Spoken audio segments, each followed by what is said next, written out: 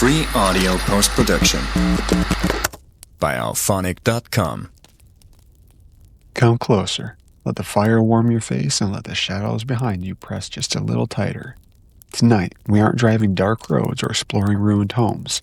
Tonight, we step into the woods, into the heart of one of Europe's most ancient and most haunted places, the Black Forest. It sprawls across the hills of southwest Germany, a dark green ocean of pine and fir. For the Romans who marched into its shadow more than 2,000 years ago, it was a wilderness to be feared. They called it the Black Forest, for its canopy was so thick, its trees so tall, the daylight barely touched the ground. For the people who made their homes on the edge, the Black Forest was both a provider and a predator. Its timber built houses and churches. Its streams turned wheels for mills. Its soil grew rye and potatoes. But it was also a labyrinth of shadows, a place where a traveler could lose themselves in minutes and never return, where storms rose without warning, where sounds carried strangely, and where the line between the natural and the supernatural blurred. Out of this darkness came stories, legends whispered by firelight, passed down through the families, written in the margins of old chronicles, and retold even today. And tonight, we step off the safe road and follow those whispers. Among the trees of the Black Forest walks a figure known as the Weisse Frau, the Lady in White. Imagine a night when fog drapes the valleys like a veil. The air is damp and the forest floor muffles every step. You round a bend down a lonely path, and there she is, a pale figure standing just ahead. Her gown flows around her like a mist. Her face is colorless, drained, and her eyes are heavy with sorrow. But before you can call out, before you can ask who she is or what she wants, she glides into the fog, leaving only silence. The Lady in White has many stories, and none of them end happily. Some say she was the daughter of a nobleman, forbidden to marry the man she loved. When her family forced her into a loveless union, despair drove her into the cliffs above the forest, where she leapt into the abyss. Her body broke on the rocks, but her spirit never left the woods. Others whisper she was a bride waiting for her beloved to return from war. Each night she walked the forest path searching for him, a lantern in hand, her hope refusing to die.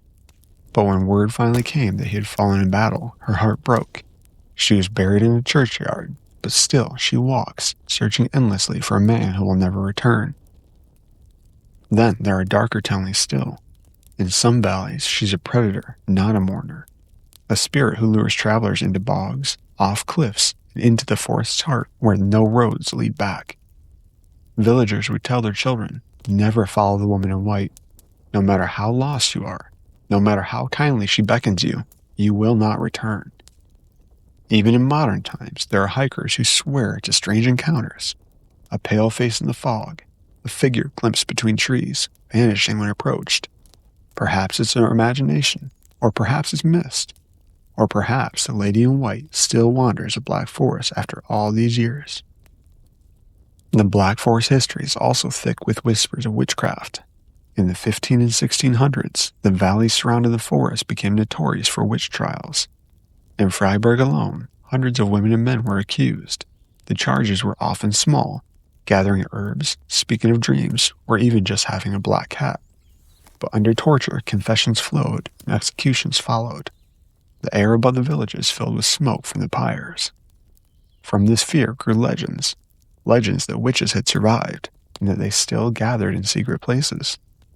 Chief among them was Hexenloch, the witch's hollow.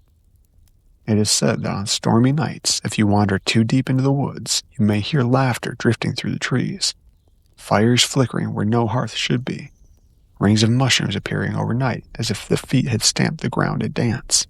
In Hexenloch, witches were said to meet the devil himself. Travelers who stumbled into their circle never returned, or returned broken, speaking nonsense until their death. Even today, Hexenloch clings to a sinister reputation. Walkers find strange carvings in the bark, odd circles scorched into the earth, or stones stacked into patterns. Locals just smile and shrug, but they do not linger. And perhaps the most enduring reminder of this history is the region's carnival masks. During Fastnacht, the streets of the Black Forest towns fill with dancers wearing grotesque witch masks. Wild hair, hooked noses, and painted sneers. They're festive now, but their roots are not. They are echoes of fear, born of centuries when witches were believed to walk these woods. If witches haunted the glens, then wolves prowled the valleys. But the people of the Black Forest feared something even worse: werewolves. In the 16th century, tales spread of beasts stalking the edges of Freiburg, a city resting against the Schwarzwald. Livestock were slaughtered, children vanished from villages. The tracks behind that were left were too large and too strange for any natural wolf. One legend tells of a soldier, hardened by war, who returned to find his home shattered, his wife unfaithful. His anger was so great that he fled into the forest, crying for strength, for revenge. The devil heard him, and in answer the devil gave him a hide full of hair and claws of steel, but at a price. He would walk the earth as a beast, unable to return to the man he once was.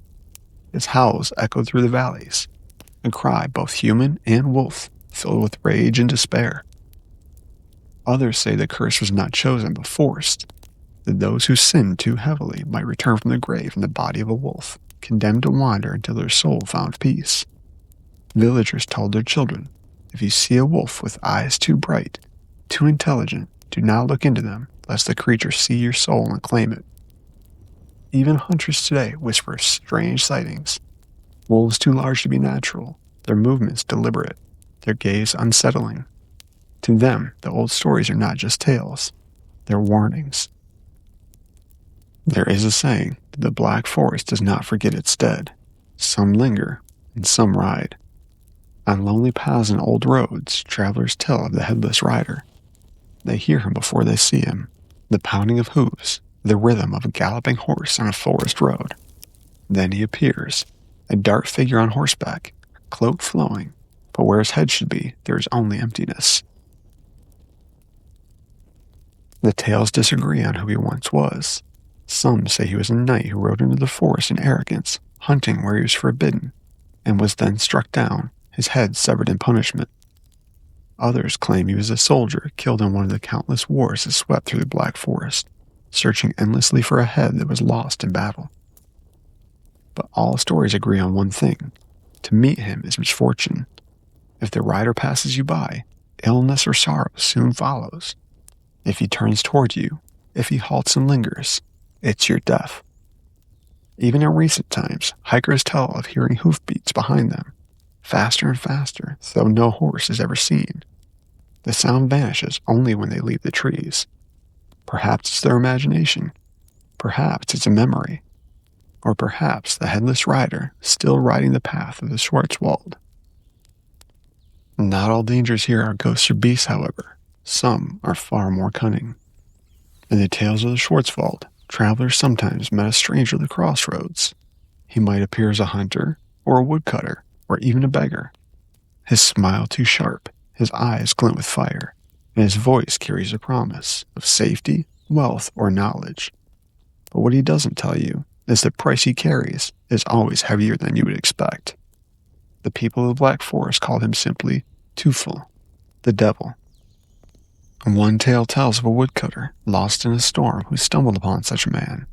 The stranger offered him warmth and food in exchange for the promise of warmth and food later. The woodcutter agreed, and from that night forward, his family sickened, his children wasted away, and his home burned to the ground. Others tell of hunters who heard laughter in the trees, feeling a compulsion and being forced to follow it. These hunters found themselves miles from home, with no memory of the hours lost, and these are some of the lucky ones. As always, the devil changes shape.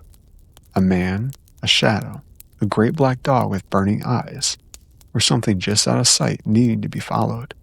To meet him was to be tested. To bargain with him was to be doomed.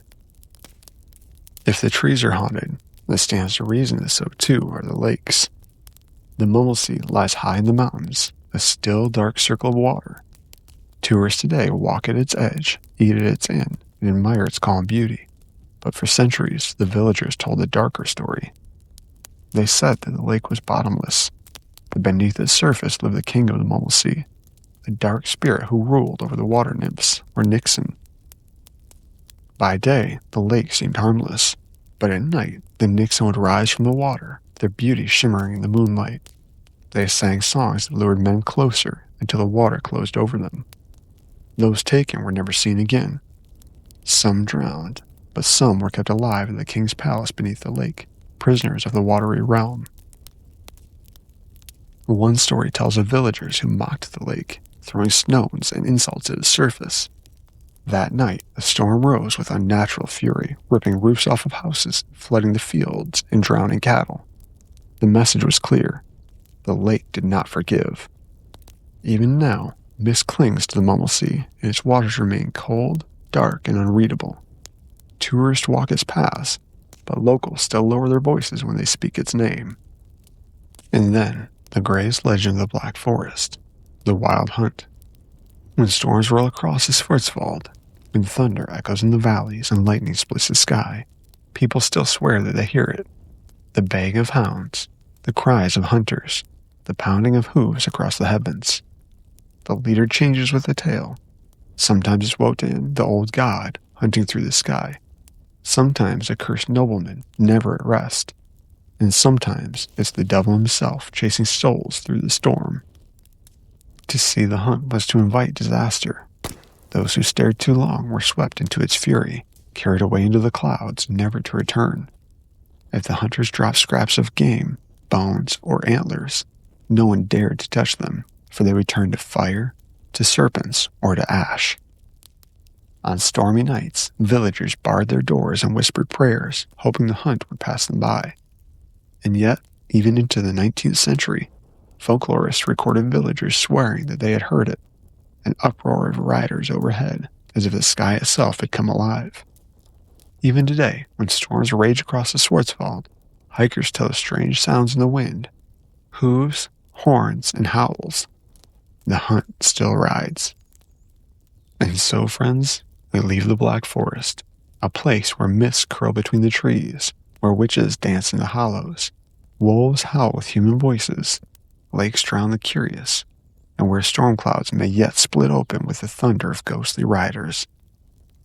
As we leave you here, remember, the legends of our weird world are boundless. If you've enjoyed the stories, please share, like, and subscribe to our channel for more content. Your support enables us to keep these stories alive. Until next time, stay curious. If you ever find yourself beneath the towering pines of the Black Forest, remember, whether you believe in it or not, the hunt may still ride, looking to add to its ranks. Free audio post-production by alphonic.com.